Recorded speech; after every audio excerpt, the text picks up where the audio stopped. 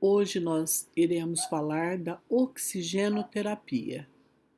A oxigenoterapia consiste na administração de oxigênio numa concentração de pressão superior à encontrada na atmosfera ambiental, para corrigir e atenuar deficiência de oxigênio ou hipóxia.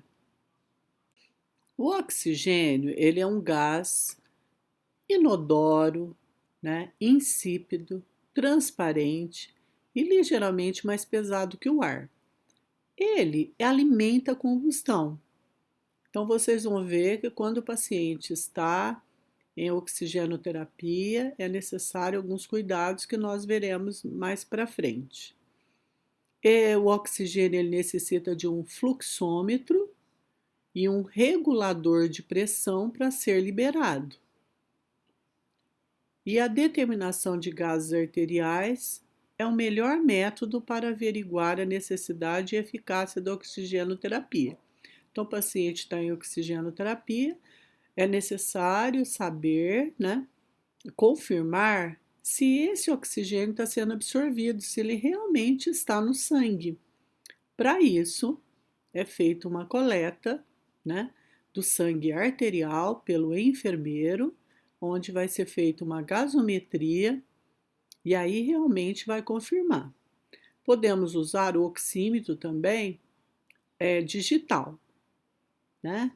Ele é eficiente, mas o melhor método é a gasometria, certo? Agora, a pessoa, se ela tiver com necessidade de oxigenação, né? Ela pode estar com cianose, né? Ou pode não estar tão grave. Então, daqui mais para frente, nós vamos ver os sintomas, né? O que nos leva a entender e a perceber que o paciente precisa de uma oxigenoterapia.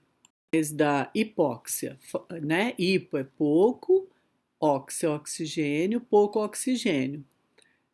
São sinais respiratórios, a taquipneia, né? Então, o que é a taquipneia? É uma respiração acelerada. Então, significa que o pulmão, como está com falta de oxigênio no sangue, né? O que acontece? Os pulmões eles vão ter que trabalhar mais para compensar essa deficiência, porque ele vai respirar mais porque ele precisa de mais oxigênio. Uma respiração laboriosa, né? Que é uma retração intercostal, né? Que dilata aqui bem o tórax, e o batimento da asa do nariz. Uma cianose progressiva significa que pode começar apenas uma cianose leve, depois você vê que as extremidades estão bem cianóticas. O que acontece também com a batida do coração, né? Acontece ataque cardíaco, quer dizer, o coração ele vai trabalhar mais, ele vai bater mais, né? Ele vai forçar o recebimento maior de sangue para compensar, fazer com que filtre logo, capte esse oxigênio, né? Vai até os pulmões, capta o oxigênio para suprir, né, a necessidade do paciente. Mas isso pode ser no começo, mas depois ele fica o quê? Acontece uma bradicardia, quer dizer, o batimento começa a diminuir, a baixa pressão, hipotensão, e o paciente pode ter uma parada cardíaca. Os sinais urológicos que podem confirmar é uma inquietação, confusão, ou ele fica prostrado, ele pode ter até uma convulsão e entrar em coma. E outros ele pode ficar pálido, você vê o paciente bem branquinho, a pele branca, ele está pálido, quer dizer que falta oxigenação.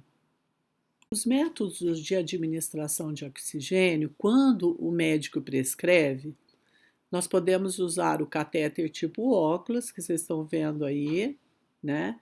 Que tem dois caninhos ali, que vai ser colocado no nariz, nas narinas, direita e esquerda, e ele é tipo óculos porque ele vai atrás das orelhas, o conduto auditivo externo.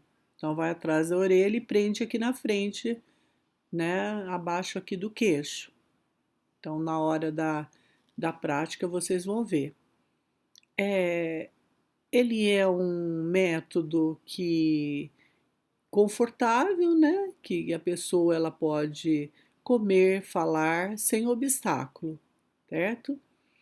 A concentração de oxigênio inspirado é desconhecida, quer dizer que perde muito oxigênio pelo ar, ele não consegue entrar totalmente até os pulmões. Então vai ser, isso acontece quando o paciente não precisa de uma concentração muito grande, não, mas se ele precisar, vai ter que usar outros métodos, né?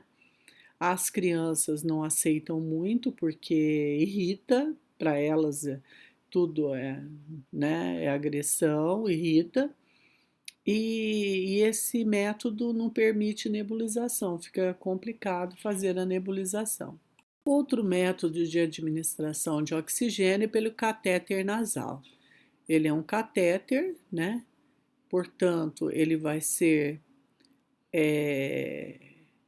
colocado em uma das narinas, né? Se o paciente não estiver com desvio de septo, não estiver com alguma lesão, então é necessário, né? Então vai ser colocado, introduzido com a ajuda, né? Com a ajuda de um anestésico em forma de gel e com pouco, só para lubrificar, né? E vai ser colocado, o ideal seria até perto da úvula, para que aproveita bem o oxigênio. Mas, né, às vezes o paciente não se sente confortável, acha que irrita, então você pode diminuir, puxar um pouquinho, certo? Então ele é um método muito bom que o oxigênio ele entra em maior concentração do que o tipo óculos. A vantagem, ele é bem método econômico também, né? A desvantagem nem sempre é bem tolerada em função do desconforto produzido que nós acabamos de falar. A respiração bucal diminui a fração inspirada de O2, porque como está ali, aí complica. Irritabilidade tecidual da nasofaringe, porque esse catéter ele vai até a faringe. Ele tem facilidade no deslocamento, quer dizer, que ele pode sair, né? Ele pode soltar, então por isso a observação de enfermagem na hora de fixar ele. É parecido com a técnica da sondagem nasogástrica, você prende bem para que ele não saia, né? Ele não desloca. Ele não permite nebulização, e tem que ter necessidade de revezamento das narinas a cada 8 horas, quer dizer, não pode deixar muito tempo na mesma narina, que aí ao retirar você coloca outro, né? Outro método de administração de oxigênio é pela máscara de Venturi ou Venturi, né? Ele é um método mais seguro e exato para liberar a concentração necessária de oxigênio, né? Sem considerar a profundidade ou frequência da respiração.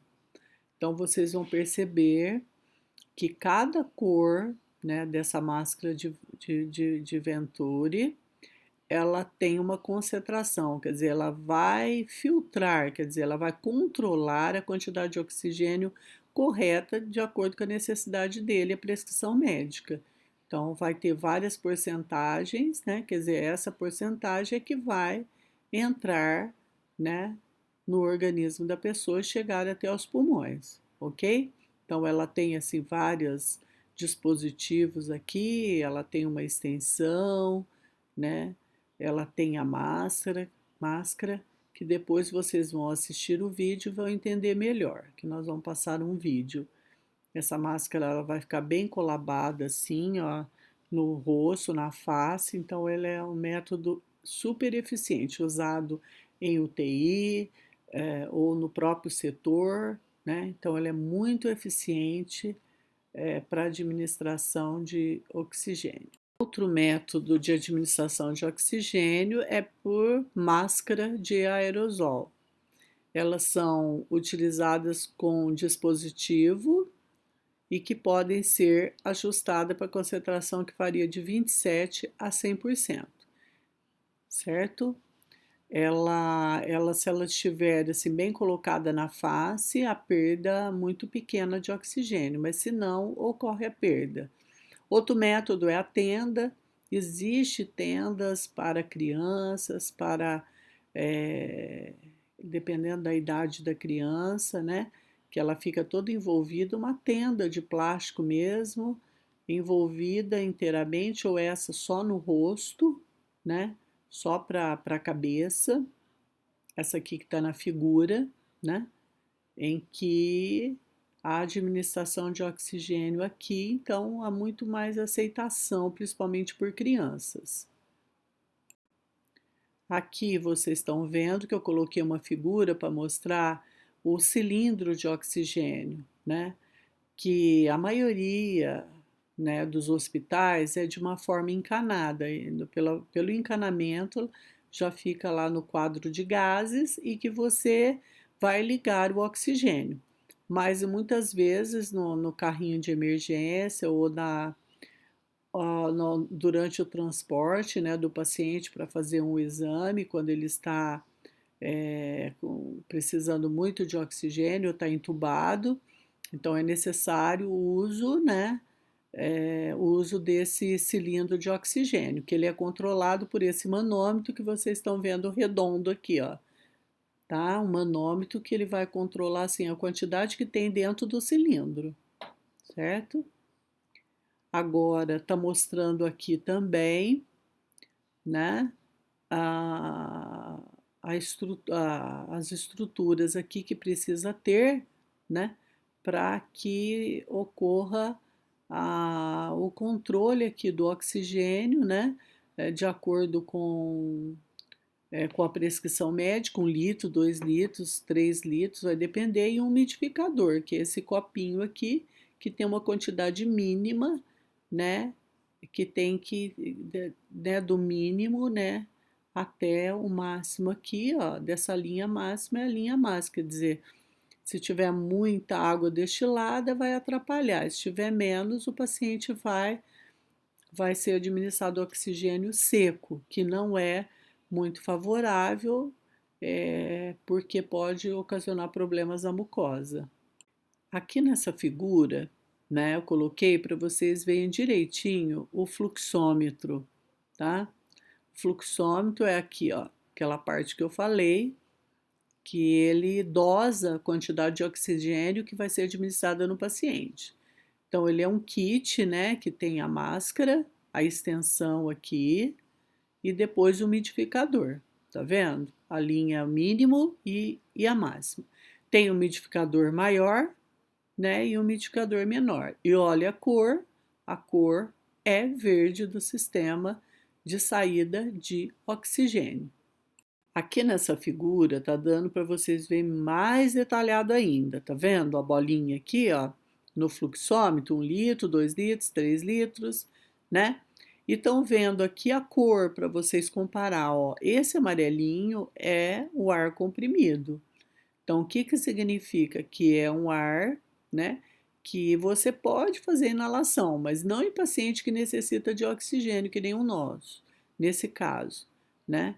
Aí pode ser feita a inalação, né? Um ar comprimido, que ele vai ter uma mesma pressão e oxigênio também.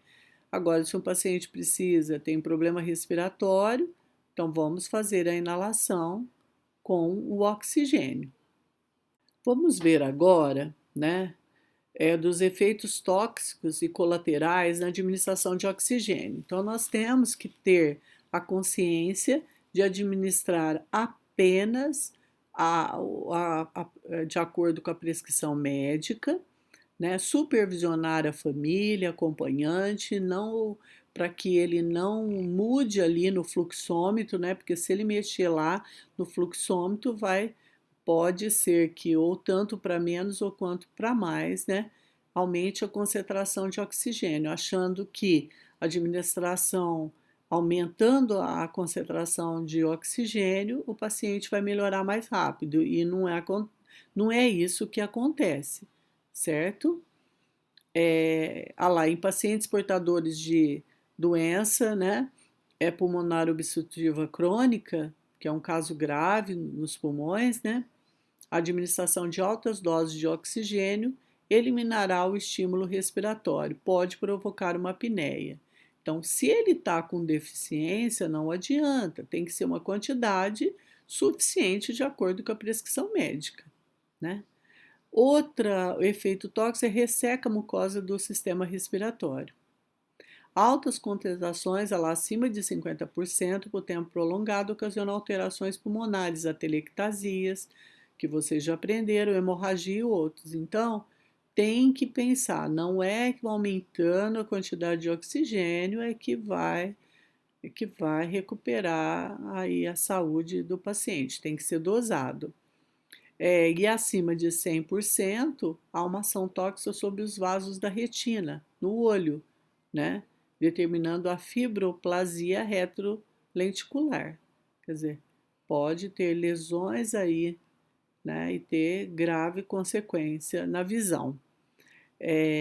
Os cuidados de oxigênio na sua administração seria não administrá-lo sem o redutor de pressão e o fluxômetro, né? Que é muito importante, quer dizer, ele vai controlar. Colocar o umidificador com água destilada ou esterilizada até o nível indicado.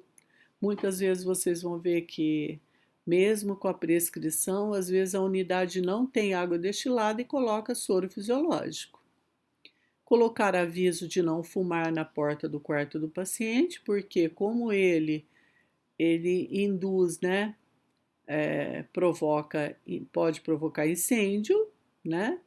Ele colabora na combustão, significa coloque no fumar, avisa os acompanhantes que é proibido fumar no quarto ou deixar algum aparelho elétrico, né, ao lado ali ligado, também não pode. Controlar a quantidade de litros por minuto, né, de acordo com a prescrição. Observar se a máscara ou o catete estão bem adaptados e um bom funcionamento, só não adianta nada. Será que saiu o catéter tipo óculos? Será que saiu o catéter ou a máscara não está bem adaptada? Então é preciso pensar nessas questões. Os cuidados de enfermagem, né, com a administração de oxigênio, nós temos também que dar apoio psicológico ao paciente, porque é um paciente que, se ele está com deficiência de oxigênio, ele tem medo de morrer. E faltar o oxigênio ali no momento, eu posso né, sofrer consequências. Então, dar muito apoio psicológico, ele é muito importante. Trocar diariamente a cânula, os umidificadores e o tubo e outros equipamentos expostos à umidade. Então, significa, vai depender das recomendações da CCIH, quando que nós vamos trocar umidificadores, né? Quando que nós vamos trocar a cânula ou o catéter. Avaliar o funcionamento do aparelho constantemente, observando o volume de água do umidificador e a quantidade de litros por minuto, porque, como nós dissemos, pode um acompanhante ou o próprio paciente mudar lá a quantidade de oxigênio, certo? É por isso que, por exemplo, se o paciente tiver com a máscara de Venturi, ela já controla certinho a quantidade, né, de porcentagem que o paciente necessita, também é muito bom. Explicar as condutas e necessidade de oxigenoterapia ao paciente e acompanhantes e pedir para não fumar, é o que nós falamos anteriormente. Então, explicar que é necessário o oxigênio, senão ele vai achar que ou aquela máscara ou catéter que foi escolhido, né, ele vai recusar. Observar e palpar o epigástrico para constatar o aparecimento de distensão, que às vezes o oxigênio não está entrando no pulmão, está entrando na onde? Indo para o estômago, tá? Toma muito cuidado com isso. Fazer revezamento das narinas a cada 8 horas se for catéter. avaliar com frequência as condições do paciente, sinais de hipóxia e anotar e dar assistência adequada. Não podemos esquecer que antes de administrar, nós devemos ter autorização do paciente, a não ser que ele esteja inconsciente. Então, a família tem que ser comunicada e ele também. Explicar muito bem o que vai ser feito antes de administrar, né, a oxigenoterapia. Manter as vias aéreas desobstruídas, fazendo uma limpeza com a gásio, gásio com soro fisiológico, né, desobstruindo as narinas. Manter os torpedos de oxigênio na vertical, se caso usar os torpedos, longe de aparelhos elétricos e fontes de calor, tá? E sempre controlar sinais vitais, que é muito importante, né? O que vai acontecer com a administração de oxigênio? Pode ter alteração, certo? Então, portanto, devemos nunca esquecer, antes de administrar, nós temos que ver a prescrição médica, nós temos que ter autorização do paciente, explicar direito para o paciente, assim nós vamos, né, fazer executar a técnica com eficiência. Aqui eu coloquei 2 links, né, de 2 vídeos, né? Um vídeo é sobre administração de oxigenoterapia por o método tipo óculos e o outro a máscara de Venturi, tá? Então vocês podem consultar esses vídeos e entender corretamente a técnica de administração. Obrigado por assistir esse vídeo, inscreva no meu canal para poder assistir mais vídeos e aumentar o seu conhecimento. Obrigado por assistir esse vídeo, inscreva no meu canal para poder assistir mais vídeos e aumentar o seu conhecimento.